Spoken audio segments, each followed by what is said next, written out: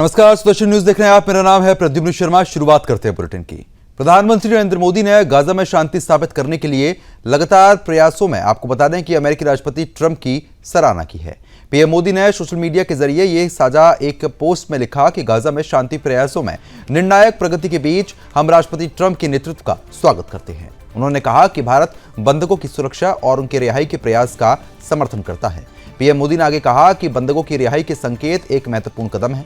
भारत स्थायी और न्याय संगत शांति की दिशा में सभी प्रयासों का समर्थन भी करता रहेगा। उन्होंने ये भी साफ तौर पर कहा है कि समय सभी पक्षों के लिए संयम और संवाद का है ताकि क्षेत्र में दीर्घकालिक शांति स्थापित की जा सके।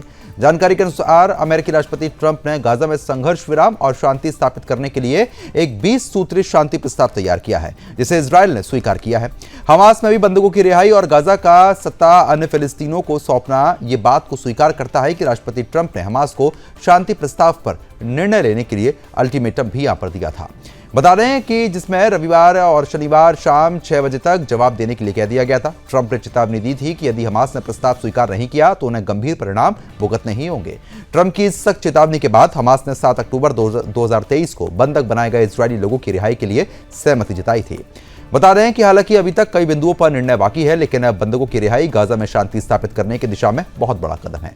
वर्तमान में हमास के पास 48 बंधक हैं, जिसमें से 20 की मौत हो चुकी है। बंधकों की रिहाई अगले 72 घंटे के भीतर पूरी होनी है। इसके बदले में इजरायल ने गाजा में हमलों को रोकने के लिए अपनी तैयारी शुरू कर दी है और चरणबद्ध तरीके से सेना की वापसी की योजना बनाई गई है।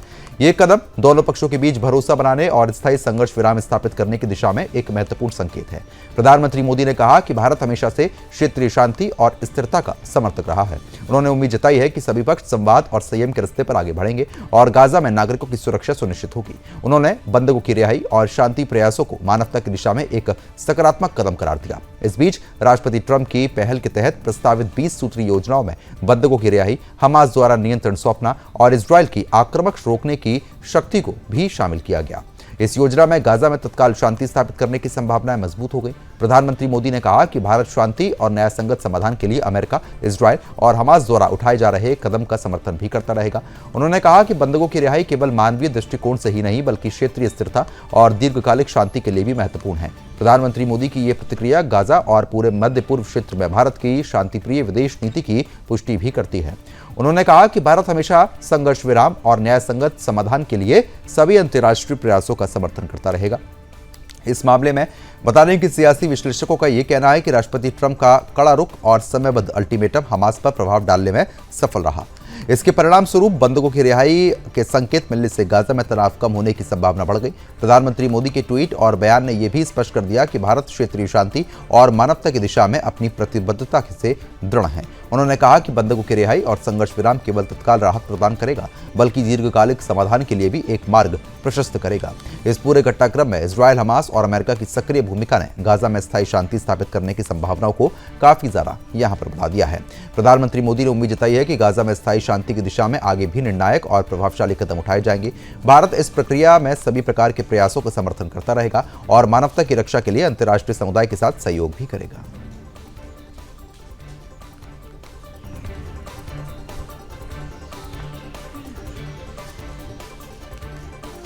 पाकिस्तान के कब्जे वाले कश्मीर में कई दिनों से चल रहे हिंसक विरोध प्रदर्शन के बाद पाकिस्तान सरकार प्रदर्शनकारियों के सामने झुक गई है। आपको बता दें कि शनिवार को पाकिस्तान की संघीय सरकार और प्रदर्शनकारियों के बीच 25 बिंदुओं वाले समझौते पर हस्ताक्षर हुए। इसके तहत पाकिस्तान सरकार ने नए प्रदर्शनकारियों की कई प्रमुख मांगें मान ली हैं और दोनों पक्ष में समझौते पर अंतिम सहमति हो गई। इस समझौते के बाद पीओके में कई दिनों से जारी हिंसा और प्रदर्शन बंद हो गए और सड़कें सामान्य हो गई।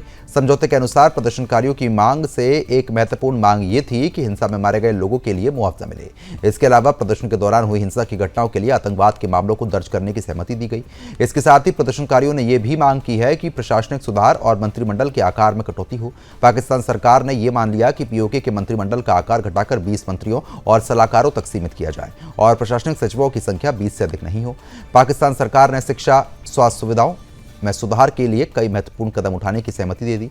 मुजफ्फराबाद और पुंछ संभागों में भी आपको बता दें कि अतिरिक्त इंटरमीडिएट और माध्यमिक शिक्षा बोर्ड स्थापित किए जाएंगे। स्थानीय सरकार ने घोषणा की है, मरीजों के मुफ्त इलाज के लिए 15 दिनों के भीतर स्वास्थ्य कार्ड के लिए धनराशि जारी की जाएगी। इसके अलावा संघीय सरकार पीओके के प्रत्येक जिले में एमआरआई और सीटी स्कैन मशीन उपलब्ध कराने की योजना बन रही है।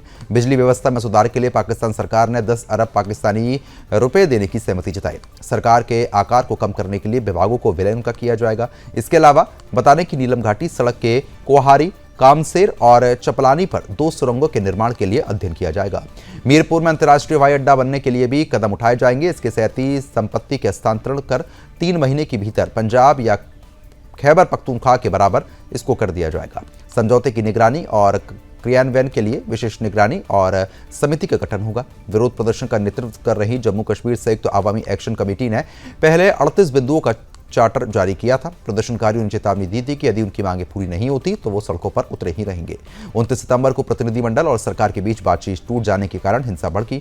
कम से कम 10 लोगों की मौत हुई, सैकड़ों लोग घायल हुए। प्रधानमंत्री शहबाज शरीफ ने प्रदर्शनकारियों से बातचीत के लिए उच्च स्तरीय प्रतिनिधिमंडल को मुजफ्फराबाद भेजा। पूर्व प्रधानमंत्री राजा परवेज अशरफ के नेतृत्व में यह प्रतिनिधिमंडल लगातार 2 दिन तक गहन वार्ता करता रहा।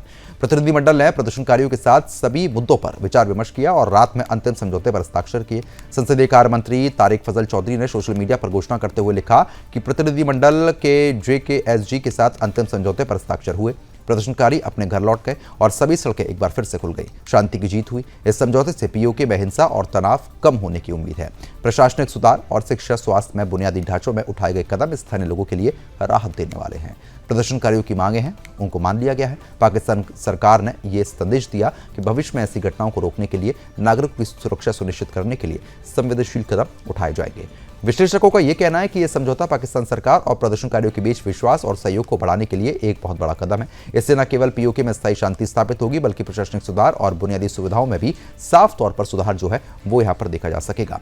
स्थानीय और अंतर्राष्ट्रीय समुदाय के लिए एक सकारात्मक संदेश है कि विवादों को संवाद और समझौते के जरिए हल किया जा सकता है। पीओके में समझौता हिंसा के दौर पर विराम लगाने और स्थायी प्रशासनिक सुधारों को लागू करने की दिशा में एक निर्णायक कदम साबित होगा। इसे स्थानीय नागरिकों और अंतर्राष्ट्रीय समुदाय द्वारा स्वागत की दृष्टि से भी देखा जा रहा है।